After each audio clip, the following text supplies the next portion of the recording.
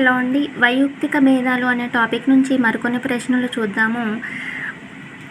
ఎగ్జామ్లో క్వాలిఫై అవ్వడానికి ఉపయోగకరంగా ఉండే ఏ పుస్తకాన్ని మొదలకుండా అవకాశం ఉన్నంత వరకు అన్నీ కవర్ చేయండి. ఏదో రకంగా ఎగ్జామ్లో క్వాలిఫై అవ్వండి. అండ్ దీంట్లో ఫస్ట్ క్వశ్చన్, ప్రజ్ఞకు సంబంధించి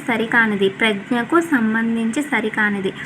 వ్యక్తిలో అభ్యసన శక్తి, అమూర్త ఆలోచన శక్తి, గ్రాహ్యక శక్తి, ప్రత్యేక వృత్తిలోని సామర్థ్యము. దీనికి ఆన్సర్ వచ్చేసి వ్యక్తిలోని అభ్యసన శక్తి అనేది ప్రజ్ఞకు సంబంధించింది. అమూర్త ఆలోచన శక్తి అనేది తన ఆలోచన విధానం అనేది ప్రజ్ఞకు సంబంధించింది. గ్రాహ్యక శక్తి అనేది ప్రజ్ఞకు సంబంధించింది. ఎందుకంటే అమూర్తంగా తన ఆలోచన విధానమే కదా. అమూర్త ఆలోచన అంటే ఏంటి? తన పుట్టుక నుంచి తనకు వచ్చిన ఆలోచన, అది ప్రజ్ఞకు సంబంధించి. అభ్యసన లక్షణం అనేది ప్రజ్ఞకు సంబంధించింది. గ్రాహ్యకము అనేది ప్రజ్ఞకు సంబంధించింది. కానీ ప్రత్యేక వృత్తిలోని సామర్థ్యము, నీకు స్పెషల్గా నువ్వు ఒక పని చేస్తున్నావు అంటే, ఇప్పుడు నేనున్నానండి, ఒక హౌస్ వైఫ్గా ఉన్నాను. ఈ హౌస్ వైఫ్గా ఉండడంతో పాటుగా నాకు ఒక గోల్ అనేది ఉండి దానికోసం నేను ఇప్పుడు ఏదో ఒకటి చేయాలి అని చెప్పి నేను వేరే ఇంకేదైనా ఉన్నదనుకోండి, నాకు ఎక్స్ట్రా ఇంట్రెస్ట్ అనేది ఉన్న పని అది నాకు ఎక్స్ట్రా వర్క్తో సమానం. అది అందులో నాకున్నది, అది ప్రజ్ఞ ఉంటే రాదు. నా ప్రజ్ఞ అనేది ఎందులో వస్తుంది? నా యొక్క పూర్తి నా సొంతంగా నేను దేని మీద అయితే స్టాండర్డ్గా నిలబడి ఉన్నానో. ఇప్పుడు హౌస్ వైఫ్గా ఉన్నాను, మార్నింగ్ టు ఈవినింగ్ నా పిల్లల్ని, ఇంట్లో అత్తయ్యని, మామయ్యని, మా హస్బెండ్ని అందరినీ చూసుకోవడం అనేది అది నా డ్యూటీ. ఇప్పుడు ఒక హౌస్ వైఫ్గా ఎక్స్ట్రా కరిక్యులంగా నేను ఇంకేదన్నా చేస్తున్నానంటే అది నాకు నా యొక్క శక్తితో వచ్చింది కాదు. అది ఏంటంటే నేను టైం పాస్కి చేస్తున్నట్టు. అది నాకు ప్రజ్ఞతో సంబంధం ఉండదు. ఇప్పుడు నాకు సాంగ్స్ అంటే ఇష్టము, నాకు ప్రజ్ఞా లబ్ధి అనేది ఉండడం వల్ల రాదు ఆ సాంగ్స్ అనేది. సో అలాగా అంటే ఎక్స్ట్రాగా వచ్చేది ప్రజ్ఞకు సంబంధించింది కాదు. ఒక శిశువు ఎక్కువ అవధానంతో చదరంగం ఆడడంలో ఎక్కువ కాలం గడుపుతున్నాడు. దీనిని వివరించు మానసిక అంశము వైఖరి, అభివృద్ధి, శ్రద్ధ, సాధన అని చెప్పేసి ఇచ్చారు. ఎక్కువగా ఒక దానితో గడుపుతున్నాడు అని అంటే వైఖరి అనుకోండి, వైఖరి అనేది రాంగ్. అండ్ అభిరుచి అనేది కరెక్ట్ ఆన్సరు. శ్రద్ధ అనేది ఇంట్రెస్ట్ ఉంటే శ్రద్ధ పెట్టి చదివే అంత ఏముంటుంది అది గేమ్స్లో. అండ్ సాధన అనేది కూడా రాంగ్. అభిరుచి, తనకి ఇష్టం ఉండడం వల్ల ఆడుతున్నాడు. ఈ క్రింది వానిలో వైఖరి లక్షణము కానిది. క్వశ్చన్ చూడండి, వైఖరి యొక్క లక్షణము కానిది. ఇది వ్యక్తిలో స్వతఃసిద్ధముగా ఏర్పడతాయి. వైఖరులను కొలవవచ్చు. వైఖరులను గతిశీలకమైనవి. వైఖరులు వృద్ధి చెందుతూ ఉంటాయి అని ఇచ్చారు. వైఖరి లక్షణం కానిది అని చెప్పించారు. ఇది వ్యక్తిలో స్వతః సిద్ధంగా ఏర్పడతాయి అనేది తప్పంట. ఎందుకు తప్పు అనంటే, ఇప్పుడు పలానా స్వరూప మెంటాలిటీ ఎలా ఉంటుంది అనంటే మా హస్బెండ్ ఈజీగా చెప్పగలుగుతారు, ఇలా ఉంటుంది ఈ అమ్మాయి బిహేవియర్, ఈ అమ్మాయి ఇలా చేస్తుంది అని. అండ్ మా అత్తయ్య మామయ్య గారు ఈజీగా చెప్పగలుగుతారు, మా కోడలి క్యారెక్టర్ ఇది. ఏదైనా చిన్న మాట అంటే బాధపడుతుంది, లేదు ఏమన్నా పట్టించుకోదు, లేకపోతే వంట బాగా చేసి పెడుతుంది, లేకపోతే అలా చూస్తుంది, లేకపోతే మమ్మల్ని పట్టించుకోవడం లేదు. ఇలా నా గురించి ఏదైనా చెప్పమంటే మా అత్తయ్య గారు, మామయ్య గారు అండ్ మా హస్బెండ్ ఈజీగా చెప్పగలుగుతారు. ఎందుకు చెప్పగలుగుతున్నారు? నా యొక్క వైఖరి ఎలా ఉంది, వాళ్ళతో నేను ప్రవర్తించే తీరు అనేది ఎలా ఉంది అనేది తెలిసిపోతుంది. అంటే వైఖరులను అప్పుడు ఏం జరుగుతుంది? వైఖరులను కొలుస్తున్నట్టే కదా వాళ్ళు. నా ఆలోచన విధానాన్ని వాళ్ళు చెప్తున్నారు అని అంటే నన్ను కొలుస్తున్నారు. అంటే నా యొక్క వైఖరి అంటే నా ప్రవర్తన విధానాన్ని వాళ్ళు కొలుస్తున్నారు. వైఖరులు గతిశీలకమైనవి, అంతే కదా. ఇప్పుడు నాకు బాగా కోపం వచ్చేలాగా చేశారనుకోండి ఏదన్నా, నా వైఖరి అనేది మారిపోతుంది. అండ్ హ్యాపీ ఫీలింగ్లో ఉన్నాను అనుకోండి, అప్పుడు ఒకలా ఉంటుంది. గతిశీలకంగా పరిస్థితిని బట్టి మారుతూ ఉంటాయి. వైఖరులు వృద్ధి చెందుతూ ఉంటాయి. ఇది కూడా అంతే కదండి. ఇప్పుడు నేను ఫస్ట్ వచ్చినప్పుడు మనం కొత్తగా ఏదైనా పని స్టార్ట్ చేసినప్పుడు మన యొక్క టాలెంట్ లెవెల్స్ అనేవి లోలో ఉంటాయి. అది మనం వృద్ధి చేసుకుంటూ డెవలప్ చేసుకుంటూ మనం ముందుకు వెళ్తూ ఉంటే మన యొక్క టాలెంట్ లెవెల్స్ అనేవి మెరుగ్గా ఉంటాయి. ఏం జరుగుతుంది అక్కడ? వైఖరి అనేది అభివృద్ధి చెందుతుంది. అంతేగాని ఇప్పుడు ఇక్కడ చూడండి, వైఖరిని మనం కొలగలుగుతున్నాము, వైఖరులు గతిశీలకంగా మార్పు చెందుతున్నాయి, వైఖరులు డెవలప్ అవుతున్నాయి అని అంటే ఫస్ట్ నుంచి మనం స్వతః సిద్ధంగా వస్తే అవన్నీ జరగవు కదా. ఎక్కడున్నాం అక్కడే ఉంటాం మనం. కానీ ఇవన్నీ పరిస్థితిని బట్టి మారుతూ ఉంటాయి కాబట్టి ఇది ఫస్ట్ వన్ రాంగ్ ఆన్సర్ ఇక్కడ. అండ్ వైఖరి విషయంలో సరి అయిన ప్రవచనము. ఇక్కడ వైఖరిలో ఏది కరెక్ట్ అని చెప్పేసి అడుగుతున్నారు. వైఖరి అనేది ధనాత్మక ప్రతిస్పందన, వైఖరి అనేది రుణాత్మక ప్రతిస్పందన, వైఖరి అనేది ధనాత్మక లేదా రుణాత్మక ప్రతిస్పందన, నిర్ధారించలేని ప్రతిస్పందన అని ఇచ్చారు. ఇక్కడ చూడండి, అది కరెక్టా రాంగ్ అనేది వదిలేద్దాము. ధనాత్మక ప్రతిస్పందన ఇచ్చారు, రుణాత్మక ప్రతిస్పందన ఇచ్చారు, అండ్ థర్డ్ వన్ ధనాత్మక మరియు రుణాత్మక అని ఇచ్చారు. ఇప్పుడు మీకు అస్సలు తెలియలేదు అనుకోండి, ఆన్సర్ రెండు ఉన్నాయి కాబట్టి మేబీ ఇన్ కేస్ అయ్యే ఛాన్స్ ఉంటుంది అనుకోండి. మీకు పక్కా ఆన్సర్ తెలిస్తే ఓకే, నో ప్రాబ్లం, పెట్టేయండి. ఇన్ కేస్ మీకు ఆన్సర్ తెలియలేదు, ఆల్రెడీ 2 ఆప్షన్స్ విడివిడిగా ఇచ్చి థర్డ్ వన్ దాన్ని కలిపాడనంటే మేబీ సింగిల్ది కాకుండా డబుల్ ఉన్నది రైట్ అవ్వడానికి ఎక్కువ ఛాన్సెస్ ఉంటాయి. సో 2 రిపీటెడ్ అయిన ఆన్సర్ని మీరు పెట్టేయండి. ఇక్కడ మనకి 3లో ఇచ్చాడో 4లో ఇచ్చాడో కాదు, ఫస్ట్ వన్ ఒకటి ఇచ్చి సెకండ్ వన్ ఒకటి ఇచ్చి థర్డ్ వన్ ఆ రెండు కలిపి ఇచ్చాడంటే దాన్ని పెట్టేసేయండి, ఏది మీకు తెలియని పక్షంలో.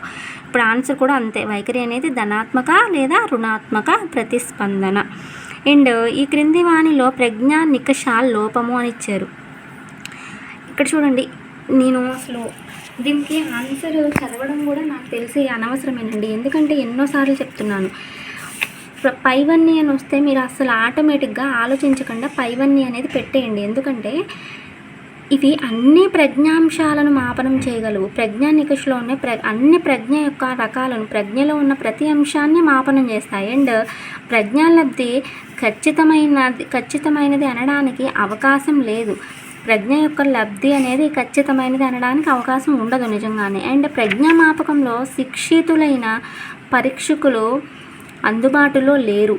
పైవన్నీ అని ఇచ్చారు. ఆన్సర్ తెలియదు అనుకోండి, పైవన్నీ పెట్టండి. లేదు పర్టిక్యులర్గా ఇదే అని తెలిసింది అనుకోండి, ఏదన్నా పెట్టండి. ఇప్పుడు ప్రజెంట్ ఆన్సర్ అయితే పైవన్నీనే.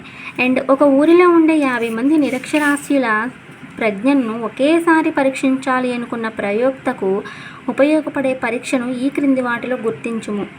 బాటియా ప్రజ్ఞామాపని, జినే సైమన్ ప్రజ్ఞామాపని, రెవెన్స్ ప్రోగ్రెసివ్ మ్యాట్రిసెస్ పరీక్ష, ఆర్మీ ఆల్ఫా పరీక్ష అని చెప్పి ఆర్మీ ఆల్ఫా పరీక్ష అని ఇచ్చేది. ఇక్కడ చూడండి, బాటియా ప్రజ్ఞామాపని, బినే సైమన్ ప్రజ్ఞామాపని, రావెన్స్ ప్రోగ్రెసివ్ మ్యాట్రిసెస్ పరీక్ష, ఆర్మీ ఆల్ఫా పరీక్ష అనేవి ఏంటి అనేది మనం తెలుసుకుంటే ఆన్సర్ ఏంటనేది మనం ఈజీగా చెప్పగలుగుతాము.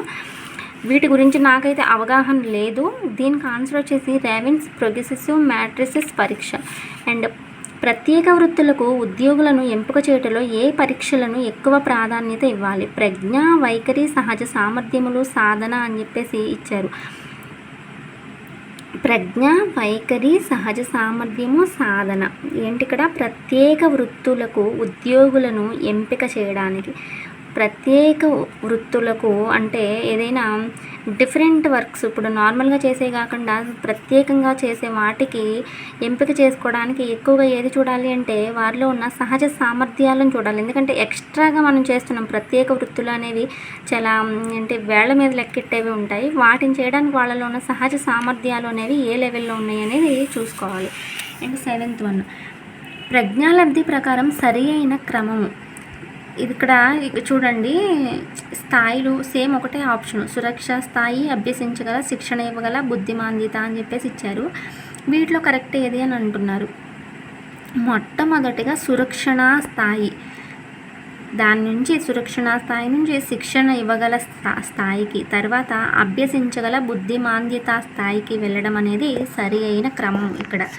అండ్ ప్రతిభావంతులైన శిశువులను ఎంపిక చేయుటకు ఉపయోగించదగిన పరీక్షలు. ప్రతిభావంతులైన శిశువులను ఎంపిక చేయుటకు ఉపయోగించదగిన పరీక్షలు: సహజ సామర్థ్యములు పరీక్ష, ప్రజ్ఞా పరీక్షలు, సాధనా పరీక్షలు, పైవన్నీ అని ఇచ్చారు.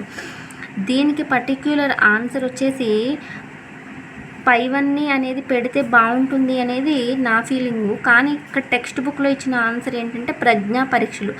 ప్రతిభావంతులైన శిశువులను ఎంపిక చేయుటకు ఉపయోగించదగిన పరీక్ష అనంటే వాళ్ళ యొక్క సాధన అనేది డెఫినెట్గా ఉండాలి, వాళ్ళ యొక్క సహజ సామర్థ్యాలను చూడాలి, వాళ్ళ యొక్క ప్రజ్ఞా పరీక్షలను చూడాలి.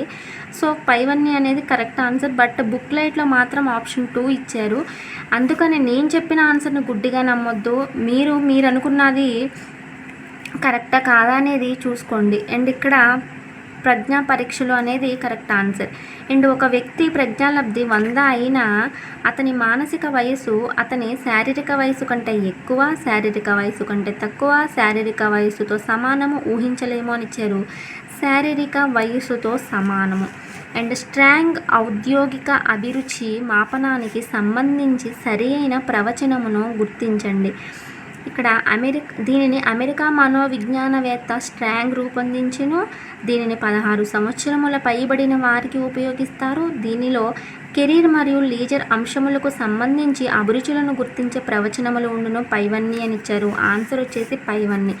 ఒక 8 సంవత్సరముల విద్యార్థి 8 సంవత్సరముల ప్రజ్ఞా పరీక్షను పూర్తి చేసి 9 సంవత్సరముల అంశములకు 4 10 సంవత్సరముల అంశముకు 2 పూర్తి చేసి అతని మానసిక వయసు ఎంత అని ఇచ్చారు.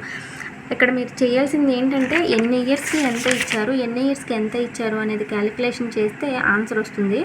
మీరు క్యాలిక్యులేషన్ చేసిన తర్వాత ఆన్సర్ ఏంటనేది తెలుసుకోండి. అప్పటి వరకు వీడియోని పాస్లో ఉంచుకోండి. ఏది మీకు చదవాలని నిజంగా ఇంట్రెస్ట్ ఉంటే అండ్ మీరు ఆలోచించిన తర్వాత వీడియో ఓపెన్ చేసుకుంటే ఆన్సర్ ఏంటనేది మీకు తెలుస్తుంది. ఆన్సర్ వచ్చేసి 108 నెలలు.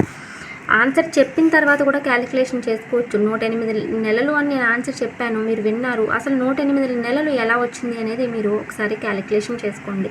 అండ్ ఈ క్రింది వానిలో అసత్యము, ఇది రాంగ్ ఏది అని. రేవెన్స్ ప్రోగ్రెసివ్ మ్యాట్రిసెస్ పరీక్ష వ్యక్తిగత శాబ్దికేతర పరీక్ష అని చెప్పేసి ఇచ్చారు కదా, ఇది రాంగ్ ఆన్సర్. మిగిలినవన్నీ ఇక్కడ ఇచ్చిన ఆప్షన్స్ 4 ఆప్షన్స్లో పైన ఇచ్చిన 3 ఆప్షన్స్ కూడా కరెక్ట్ ఆప్షన్సే. అండ్ 4th వన్ ఇచ్చిన ఆప్షన్ అనేది రేవెన్స్ ప్రోగ్రెసివ్ మ్యాట్రిసెస్ పరీక్ష అనేది వ్యక్తిగత శాబ్దికేతర పరీక్ష అనేది ఇక్కడ మనకి రాంగ్ సెంటెన్స్. నెక్స్ట్ క్వశ్చన్, ఈ క్రింది వానిలో నిరక్షరాస్యులను ఆర్మీలోకి ఎంపిక చేయు పరీక్ష army alpha, army beta, army general classification పైవన్నీ అని ఇచ్చారు. ఇక్కడ ఆన్సర్ వచ్చేసి ఆర్మీ బీటా అనేది కరెక్ట్ ఆన్సర్. డిఏటి ఒక ప్రజ్ఞా పరీక్ష, సహజ సామర్థ్య పరీక్ష, వైఖరి మాపని, మూర్తిమత్వ పరీక్ష అని ఇచ్చారు. ఆన్సర్ వచ్చేసి సహజ సామర్థ్య పరీక్ష. ఉపాధ్యాయుడు ఒక ప్రత్యేక పద్ధతిని ఉపయోగించి బోధించినప్పటికీ విద్యార్థులందరూ సమానంగా లాభపడకున్నా లేక అభ్యసించుకున్న దానికి కారణమైన అంశము అభిరుచులు, సామర్థ్యాలు, సహజ సామర్థ్యాలు, వైయక్తిక భేదాలు అని ఇచ్చారు. ఆన్సర్ వైయక్తిక భేదాలు. ఎందుకంటే డిఫరెంట్ స్టూడెంట్స్ డిఫరెంట్ వేస్లో చదువుతారు, డిఫరెంట్ ఆలోచన విధానాలతో చదువుతారు. సో వైయక్తిక భేదాలు ఈజ్ కరెక్ట్ ఆన్సర్. సహజ సామర్థ్యంను ఇలా నిర్వచించవచ్చు, ఏదైనా ప్రత్యేక రంగంలో ప్రావీణ్యతను ఆర్జించే అంతర్గత సామర్థ్యము, కొత్తదనాన్ని పెంపొందించగలిగే అంతర్గత సామర్థ్యము, అమూర్త ఆలోచన చేసుకోగలిగే అంతర్గత సామర్థ్యము, పరిసరాలతో సర్దుబాటు చేసుకోగలిగే అంతర్గత సామర్థ్యము అని ఇచ్చారు. అండ్ దీనికి ఏదైనా ప్రత్యేక రంగంలో ప్రావీణ్యతను అర్జించే అంతర్గత సామర్థ్యము అనేది కరెక్ట్ ఆన్సర్. అలవాటుకు ముఖ్యమైన ఆధారము ఇక్కడ ఇచ్చిన 4 ఆప్షన్స్లో కరెక్ట్ ఆన్సర్ అభిరుచి. వెస్లర్ బాలల ప్రజ్ఞామాపినిలో ఈ క్రిందిది ఉపమాపని కాదు అని ఇచ్చారు. చిత్ర పురాణము, చిత్ర నిర్మాణము, చిత్ర క్రమీకరణము అండ్ వస్తు సమాఖ్య అని ఇచ్చారు. దీనికి ఆన్సర్ చిత్ర నిర్మాణము. ఉగ్రవాదం అనేది సమాజ అభివృద్ధిని నాశనం చేస్తుంది, దీనిని నేను గట్టిగా సమర్థిస్తాను అన్న వ్యక్తి యొక్క వైఖరి గుణము అనేది ఏ రకంగా ఉంటుంది అంటే వ్యాప్తి, దిశ, తీవ్రత ఏది కాదు అని చెప్పేసి ఇచ్చారు. దీనికి ఆన్సర్ వచ్చేసి దిశ. అండ్ నెక్స్ట్ క్వశ్చన్, బాగా మాట్లాడే నైపుణ్యం కలిగి చేతిరాత బాగా లేని శిశువు ఇది ఈ క్రింది వానిలో ఒక భావనను వివరించుటకు సరి అయినది. వ్యక్తాంతర తరగతి భేదము, అంతర వైయక్తిక భేదము, వ్యక్తంతర వ్యక్తిగత భేదము, వ్యక్తంతర్గత వైయక్తిక భేదము, వ్యక్తంతర వ్యక్తిగత భేదము అనేది కరెక్ట్ ఆన్సర్. అండ్ శాబ్దికేతర ప్రజ్ఞా పరీక్షను వీరికి ఉపయోగించవచ్చు. ఇక్కడ ఫస్ట్ ఇచ్చిన ఇక్కడ బాగా 21th క్వశ్చను వ్యక్తంతర వ్యక్తిగత భేదము అని చెప్పేశాను. నేను నెక్స్ట్ క్వశ్చన్కి వెళ్ళిపోతున్నాను. అండ్ అసలు ఆ క్వశ్చన్కి ఆన్సర్ అదా కాదా, ఇచ్చిన ఆప్షన్స్ మొత్తం ఏమి ఇచ్చారు, ఎలా ఇచ్చారు, ఏ ఆప్షన్కి ఏంటి మీనింగ్ అని తెలుసుకుని వ్యక్తంతర వ్యక్తిగత భేదము అనేది కరెక్టా కాదా తెలుసుకోండి. ఆన్సర్ అయితే అదే, కానీ ఓకే ఆన్సర్ రివీల్ చేసేసారు, మనం వెళ్ళిపోదాం నెక్స్ట్ క్వశ్చన్కి అనుకోవద్దు. అసలు ఆ రివీల్ చేసిన ఆన్సర్ అనేది ఏంటి అని ఆలోచించడానికి ప్రయత్నించండి. శాబ్దికేతర ప్రజ్ఞా పరీక్షను వీరికి ఉపయోగించవచ్చు. నిరక్షరాస్యులకు, అక్షరాస్యులకు, పిల్లలకు మాత్రమే 1 మరియు 3. ఒకటి ఏంటి నిరక్షరాస్యులు అండ్ 3 పిల్లలకు మాత్రమే. ఈ రెండిటికి ఉపయోగించవచ్చంట శాబ్దిక ప్రజ్ఞా పరీక్షను. అండ్ నెక్స్ట్, ఒక పిల్లవాని గణిత సామర్థ్యము మరియు ప్రజ్ఞ చాలా ఎక్కువ, కానీ ఆ పిల్లవానికి సాధన పట్ల ఉన్న కాంక్ష స్థాయి తక్కువ. ఈ పిల్లవాని సామర్థ్యాలతో పోల్చితే గణితంలో అతని సాధన ఇలా ఉంటుంది: ప్రాగుక్తీకరించలేము, తక్కువ, ఎక్కువ, సగటు. ఇది చూడండి, ఇక్కడ గణిత సామర్థ్యము ప్రజ్ఞ ఎక్కువగా ఉంది, కాంక్ష స్థాయి తక్కువగా ఉంది, అంటే సగటుగా ఉంది.